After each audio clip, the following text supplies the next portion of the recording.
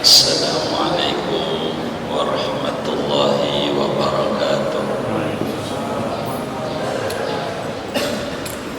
Bismillahirrahmanirrahim. Alhamdulillahi rabbil alamin.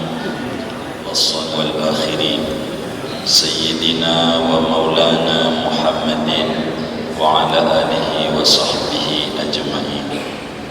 Allahumma inna nastahdika li arsyadi amrina wa zidna ilman yanfa'una. Qala al-imam al-muallif rahimahullah wa nafa'ana bihi wa bi barakati ulumi wa ghafara lahu wa li masyaikhihi wa li masyaikhina amin. Halaman berapa yang terjemah? 6. Wa an Anas bin Malik radhiyallahu anhu anna qadahan nabiy sallallahu alaihi wasallam inkasara fattakhadha makana syambi salsalatan min fiddatin akhrajahul Bukhari. Diriwayatkan dari Sayyidina Anas bin Malik radhiyallahu anhu bahwasanya muk tempat minumnya daripada baginda Nabi Muhammad sallallahu alaihi wasallam yaitu retak pecah. Fattakhadha makana syambi, maka Nabi membuat pada tempat retaknya itu akan tambalan min fiddatin daripada perak. Akhrajahul Bukhari, meriwayatkan akan hadis ini oleh Imamul Bukhari. Shadaqa Rasulullah sallallahu alaihi wa alihi wasallam. Saudara sekalian yang mulia, pertemuan ini, kajian kita diantaranya akan membedah hukum menambal wadah dengan tambalan perak. Bolehkah atau tidakkah, atau tidak boleh? Diantaranya itu hadisnya dari Sayyidina Anas bin Malik radhiyallahu ta'ala an. Anas bin Malik orang Madinah dari suku Khazraj daripada Bani Najjar. Anas bin Malik radhiyallahu anhu lahir 10 tahun sebelum Hijriah,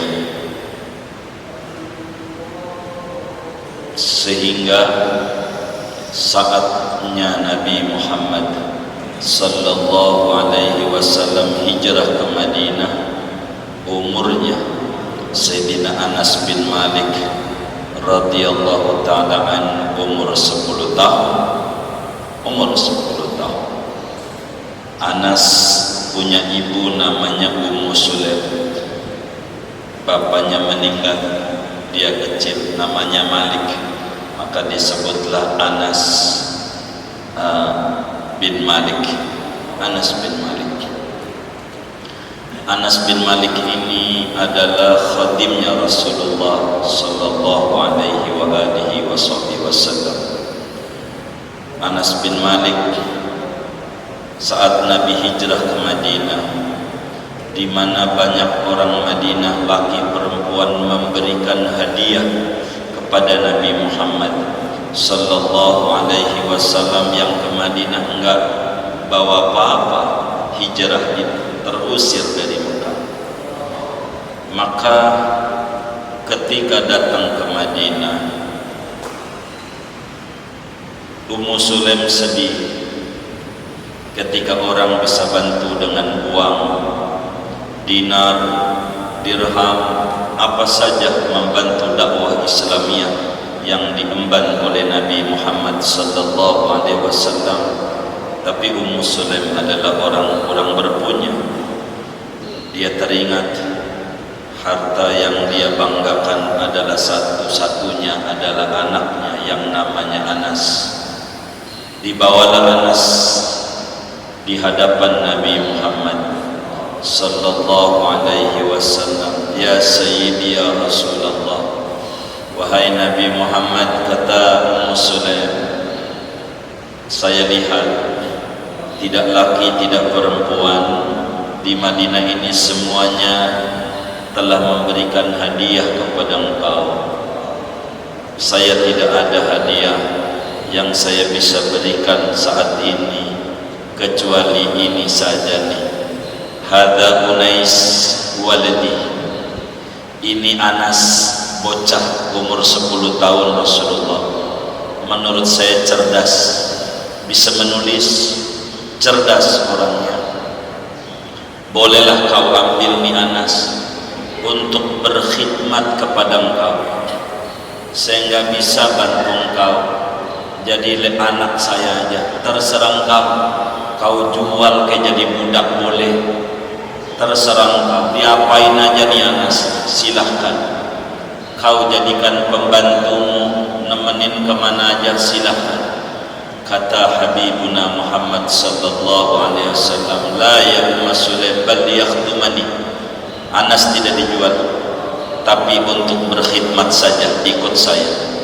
Maka Sayyidina Anas bin Malik radhiyallahu ta'ala an 10 tahun berkhidmat kepada Rasulullah sejak Nabi tinggal di Madinah sampai Nabi meninggal dunia. Anas bin Malik selalu nentengin Nabi, sendal Nabi, apanya aja, ikut kepada Nabi Muhammad sallallahu alaihi wa alihi wasallam. Waktu datang, kata Nabi, kata Ummu Sulaim, Nabi doainlah anak saya, sebab minta doa kepada orang soleh adalah hal yang paling penting.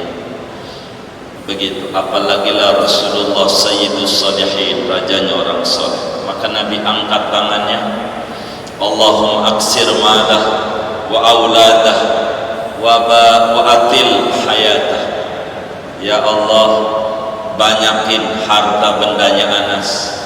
Ya Allah, banyakin anak keturunan Anas, panjangin umurnya Anas. Begitulah doanya Nabi Muhammad sallallahu alaihi wasallam kepada Anas bin Malik. Dan mustajab doanya Nabi. Anas bin Malik tercatat anaknya 125 orang, 127 totalnya. Yang laki 125, perempuan 2, jadi 127. Hartanya banyak. Kebunnya yang biasa orang panen sekali, dia panen 2 kali, sehingga hartanya banyak. Jadi anak banyak juga enggak puyang-puyang amat kalau hartanya banyak. Benar enggak? Begitu. Emang hubungan duit itu di kepala kita itu berbanding lurus dengan dompet, saudara. Kalaulah dompet itu kosong, palanya berat. Benar enggak? Begitu enggak? Begitu. Kalau dompetnya itu berat, di palanya enteng dia, enteng. Begitu. Jadi Anas bin Malik itu begitu, saudara. Dia sahibu siri Rasulullah. Dia menyimpan banyak rahasia-rahasia Nabi Muhammad. Kata Nabi, Anas, ini yang kau ketahui jangan diceritakan sama siapa aja. Ada bagian-bagian nubuah yang tidak bisa didongengkan kepada banyak orang. Sampai istrinya Nabi nanya Anas dalam hal-hal berdua dengan Nabi, yang Nabi bilang jangan. Nabi Anas nggak bercerita sampai wafat. Yang Nabi bilang dongengin Anas, Nabi dongengin. Dan Sayyidina Anas bercerita tentang siapa Nabi Muhammad sallallahu alaihi wa alihi wasallam. Anas bilang, saya seumur-umur belum pernah megang sutra yang lembutnya kayak apa, selembut tangannya Nabi Muhammad Muhammad sallallahu alaihi wasallam. Tidak ada yang paling lembut dari sutra mana saja selain lembutnya tangannya Nabi Muhammad. Kasturi di mana saja saya tahu, tapi saya belum pernah mencium wewangian yang lebih wangi dibanding kasturi daripada keringat tubuhnya Nabi Muhammad sallallahu alaihi wasallam. Dan banyak nasihat-nasihat Nabi ini kepada Anas. Jadi Nabi perang ikut Anas, waktu perang Badar pun ikut. Anas bin Malik ikut nemenin Nabi kemana aja dia, ikut kepada Rasulullah sallallahu alaihi wasallam. Benar-benar Anas bin Malik ikut dengan Nabi Muhammad SAW sampai waktu Bai'atul Ridwan. Anas pun ikut.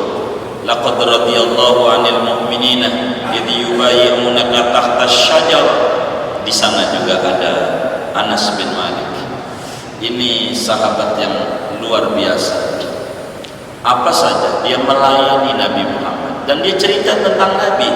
Anas, kata Anas, selama 10 tahun saya ikut Nabi Muhammad, saya belum pernah ditegur sama Nabi, kenapa kamu tidak kerjakan anu? Kalaulah kemudian saya dilarang, kenapa kamu kerjakan anu? Tidak. Bahkan Anas bin Malik cerita tentang Nabi Muhammad sallallahu alaihi wasallam. Kata Anas bin Malik radhiyallahu taala an, satu hari saya ditugasi oleh Nabi untuk beli sesuatu. Lalu ngelihat teman-teman pada main, orang kita sebut main gundu begitu. Jadi saya juga nonton main gundu.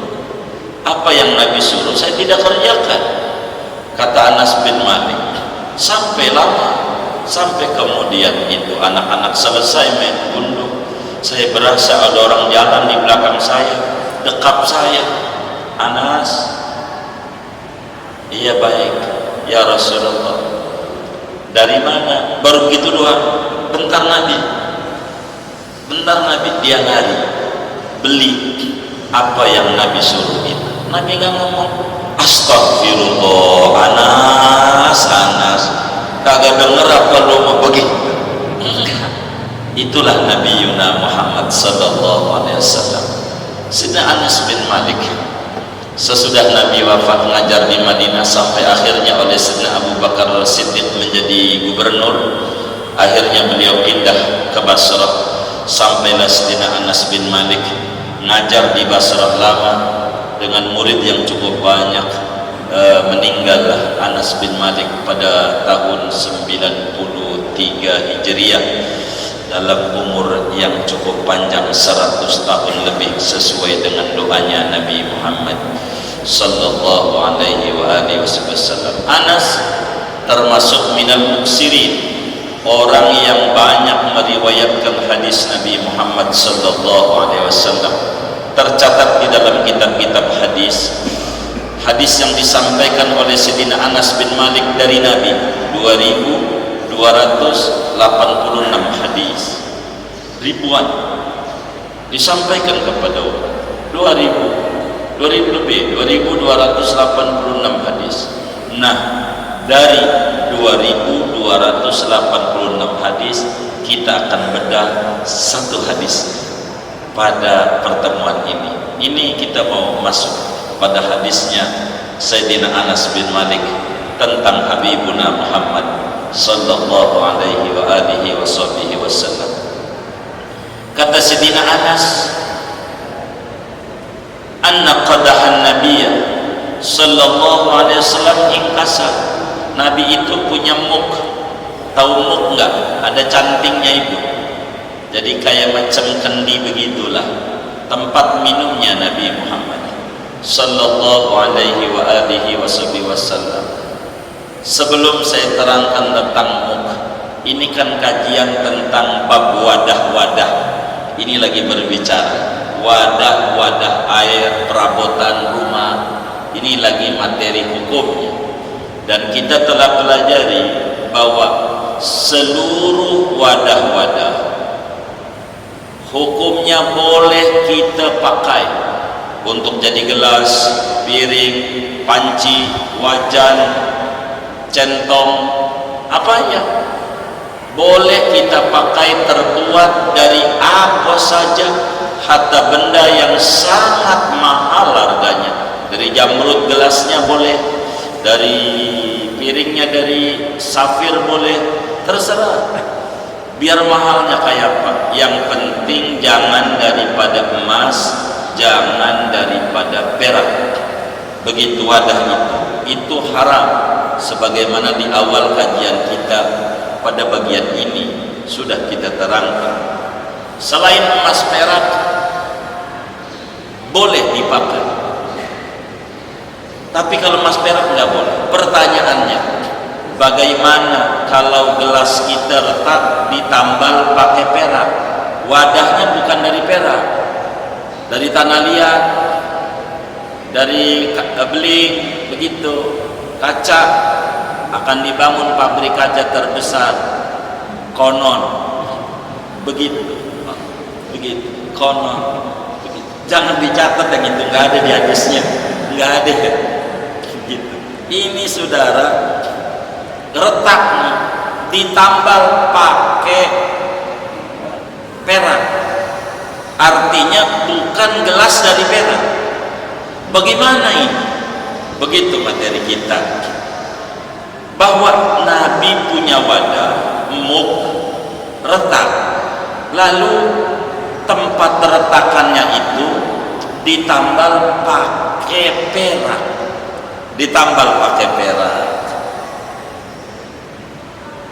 tentu dipakai oleh Nabi sehari-hari. Bahkan ini diberikan kepada Anas bin Malik. Kata muridnya Anas, saya lihat itu wadah yang ada peraknya itu di rumah Anas bin Malik.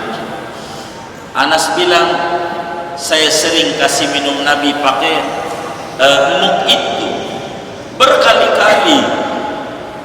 Begitu kata Sayyidina Anas bin Malik. Nah, ini lagi cerita wadahnya Nabi, muknya pecah, retak, lalu kemudian ditambal pakai perak, Apa makna hadis ini? Maknanya kita mau petik hadis ini supaya kita bisa ambil banyak cahaya daripada Nabi Muhammad SAW. Yang pertama, kita nggak ngomongin hukum dulu, ngomongin akhlak. Betapa Rasulullah Sallallahu Alaihi Wasallam adalah orang yang sangat luar biasa telaten, orang yang sangat memanfaatkan kepada harta benda, merawat pada harta benda, sampai ketika perabotan Nabi rusak, Nabi nggak main buang. Kalau masih bisa dimanfaatin.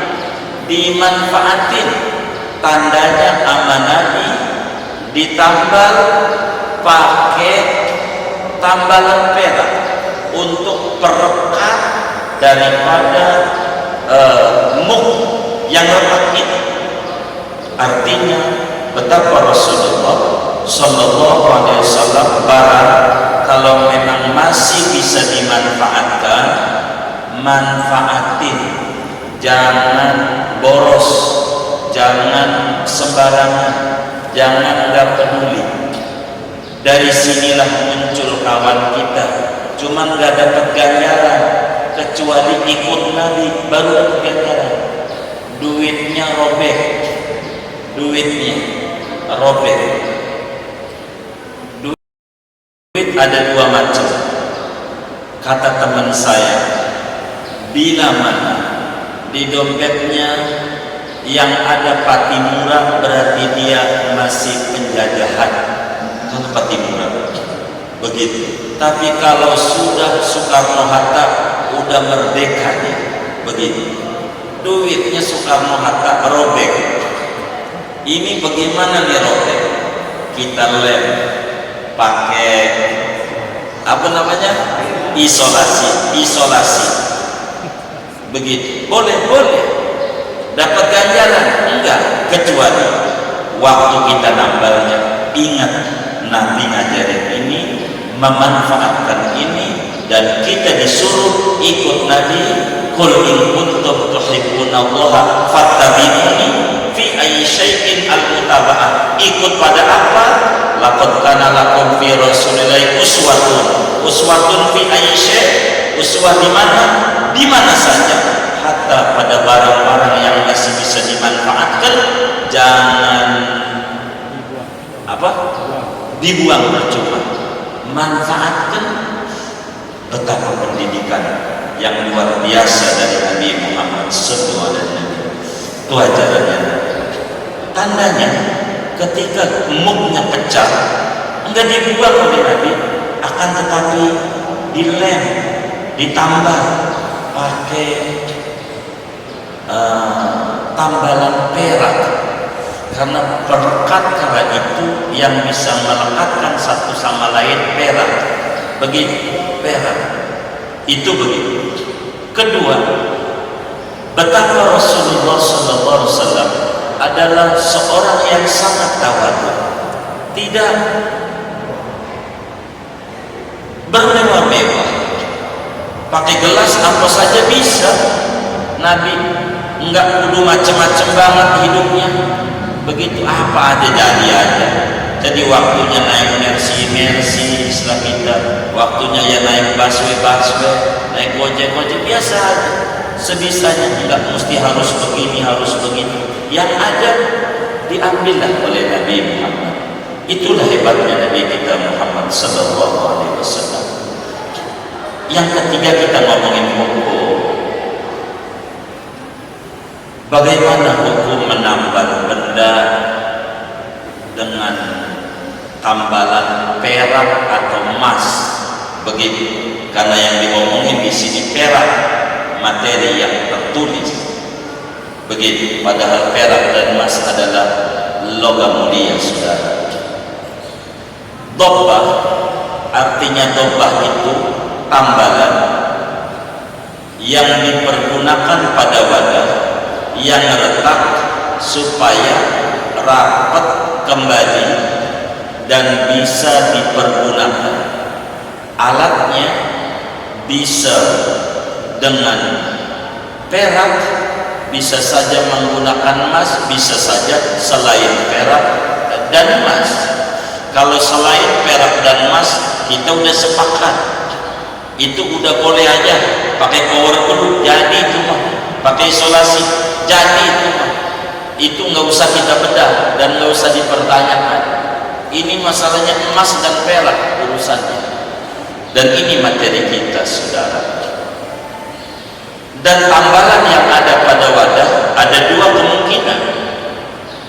Bisa saja tambalan ini karena hajat itu seperti retak.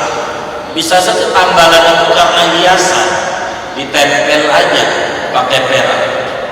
Tentu hukumnya antara hajat dan aksesoris hiasan tidak sama. Kedua, bisa saja tambalan itu gede, bisa saja tambalan itu kecil.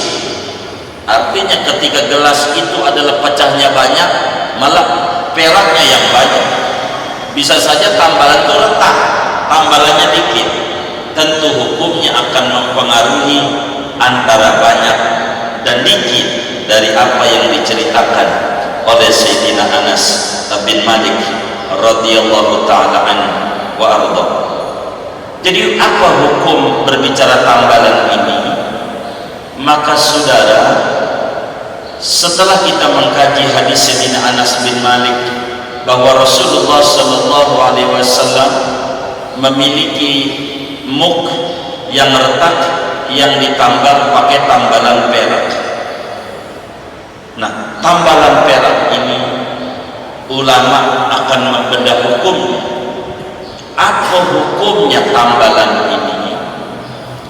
Para ulama mengatakan boleh menggunakan perak untuk menambal wadah yang pecah, yang retak dengan catatan tambalannya kecil sedikit dan karena hajat.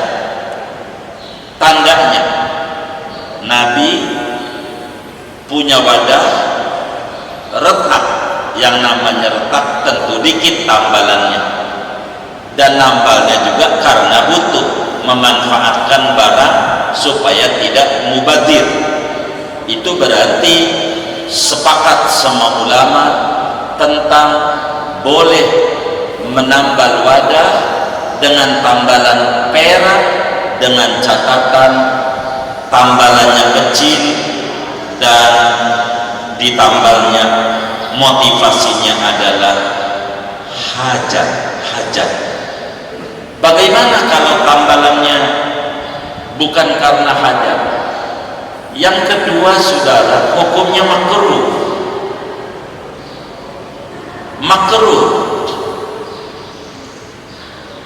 Yang mana itu? Menambal dengan tambalan perak yang makruh. Pertama, bila mana tambalannya kecil tetapi untuk aksesoris, kecil untuk aksesoris, tidak karena hajat, yang kayak begitu masih boleh kata para ulama, namun hukumnya makruh saja. Begitu. Yang mana yang makruh lagi? Bila mana tambalannya besar tapi karena hajat tapi tambalannya banyak. Jadi kalau tambalannya banyak, ini sebetulnya emuk dari emas apa emuk dari tanah liat, uang banyakan emasnya, begitu. Tapi karena hajat, kalau karena hajat emas perak begitu, apakah ini emuk dari perak atau dari tanah liat? Bila mana tambalannya gede, besar, maka dan karena hajat, maka hukumnya makruh menambal bejana yang sudah luar biasa, makruh. Kayak duit udah hancur kecil-kecil ditambal, enggak laku juga untuk belinya, kecuali diselipin di tengah, biasanya begitu. Itu begitu, saudara, makruh. Ketiga, makruh itu bila mana tambalannya adalah kecil, namun separuhnya niatannya hajat, separuhnya niatannya aksesoris. Itu makruh. Karena nyelip, hukum makruh di situ, maka yang tadinya mubah menjadi makruh adanya. Ketiga, hukum tambalan itu haram. Kapan tuh haram? Bila mana ditambal wadah itu dengan perak dengan tambalan besar, niatannya karena aksesoris, bukan karena hajat. Itu haram, hukumnya haram. Begitu juga haram bila mana tambalannya besar, separuhnya niatannya hajat, separuhnya niatannya aksesoris, haram. Sebab ta'arud antara boleh dan dilarang, sebaiknya ditinggal. Maka ulama mengatakan haram kalau tambalannya besar, bila niatannya hajat juga, aksesoris juga. Ini namanya hukum tambalan. Dari hadis ini, saudara, bisa kita petik bagaimana kalau tambalannya bentuknya adalah emas, bukan perak. Kalau emas, adapun emas, sepakat semua ulama kalau emas tidak bisa, hukumnya tetap haram, tidak boleh. Kalau tambalannya dengan tambalan emas, yang boleh dari nasnya adalah perak. Lagi kalau tambalan emas ketahuan nama tamu, pura-pura boleh diambil, kan? jual di pasar, kan begitu. Emas ya kan, lumayan juga itu begitu. Emas enggak dikasih dengan tambahan emas. Lalu ada juga yang bukan ditambah tapi disepuh, kan begitu. Bagaimana dengan sepuhan ini? Enggak ditambah tapi disepuh. Disepuh mau dilapisi. Bagaimana ini dengan disepuh ini? Hukumnya wadah-wadah yang pakai disepuh dilihat. Sepuh emas begitu, bila kemudian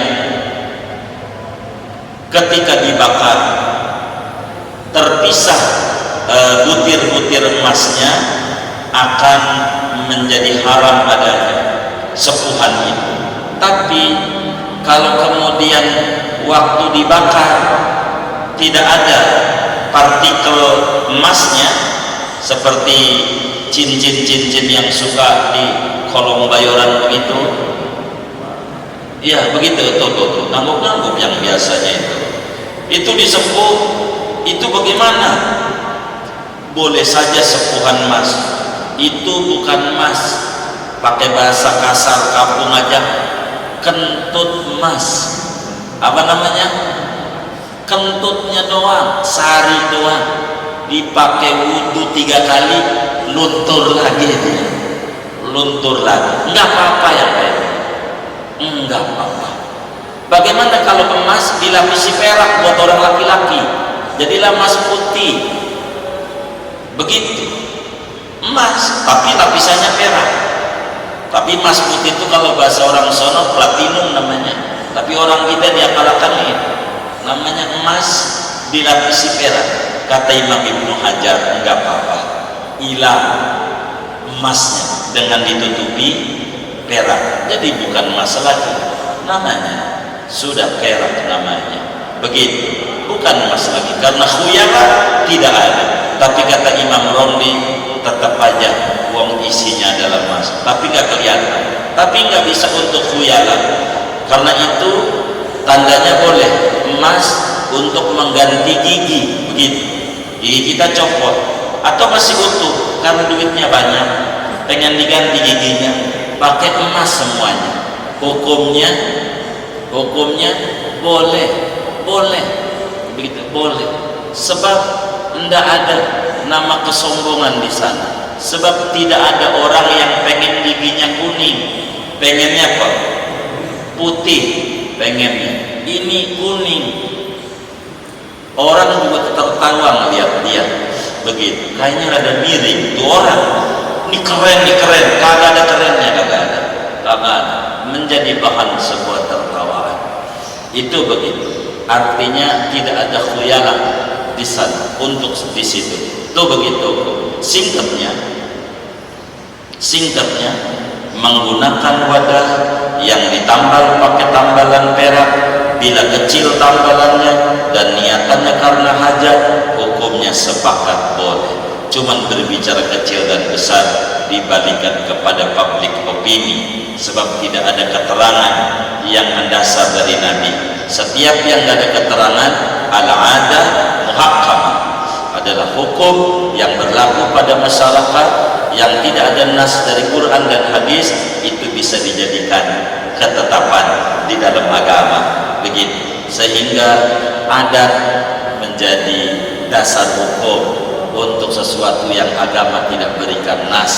Sehingga bila masyarakat bilang ini si tambalannya kecil, boleh. Bila ini tambalannya besar, enggak boleh. Inilah diantara makna yang kita ambil daripada hadis ini. Sekaligus ngomongin wadah, ada di antara ajaran Nabi Muhammad SAW, bila kita punya wadah bagusnya ditutup. Itu Nabi. Apalagi lama ditutup, jangan terbuka. Hatta nutupnya pakai pulpen.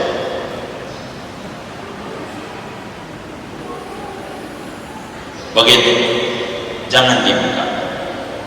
Itu ajaran Nabi Muhammad SAW.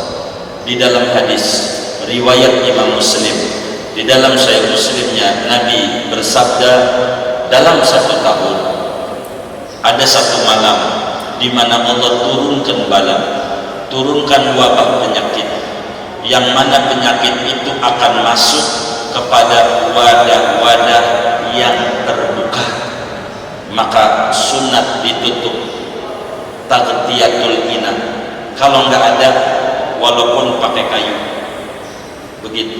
Orang dulu nggak hafal hadisnya, yang penting ajarannya. Itu namanya melihat sebuah esensi. Kalau kepada anaknya malam-malam, nak, itu nasi menganterin habis haul, habis ada acara hajatan, ngebagi sama saudaranya rada jauh 200 meter, itu tolong ditutup pakai daun pisang. Emang apa mah? Takut dijilatin setan. Begitu. Kalimat takut dijilatin setan ini bukan alasan, intinya ditutup. Cara mereka kalau ngomong Nabi yang ngajarin, hadisnya mana mah puyeng kalau dikata begitu.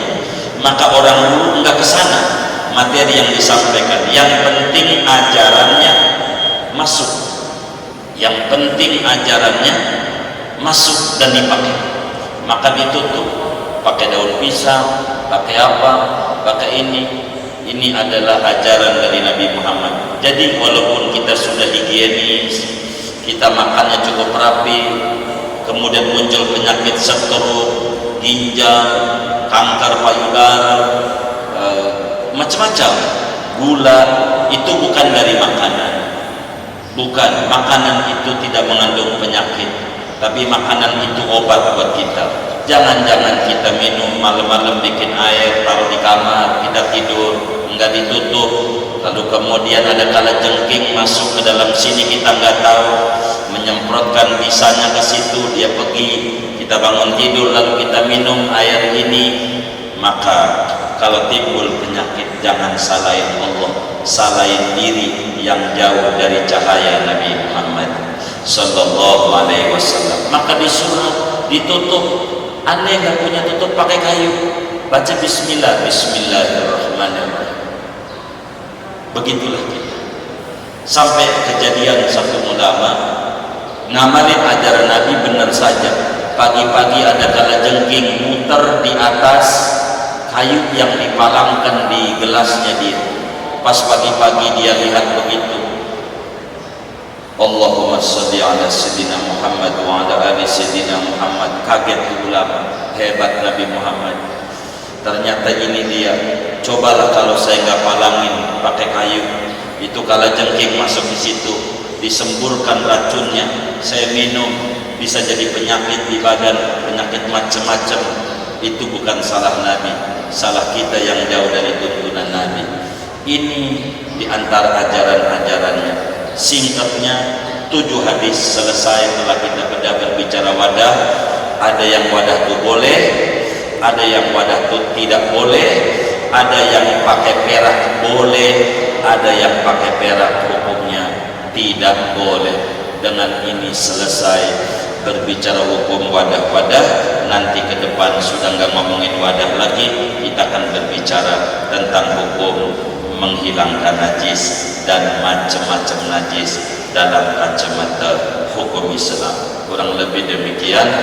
Wallahu a'lam bishawab. Ada yang ditanya mungkin dari materi ini atau di luarnya, dipersilakan.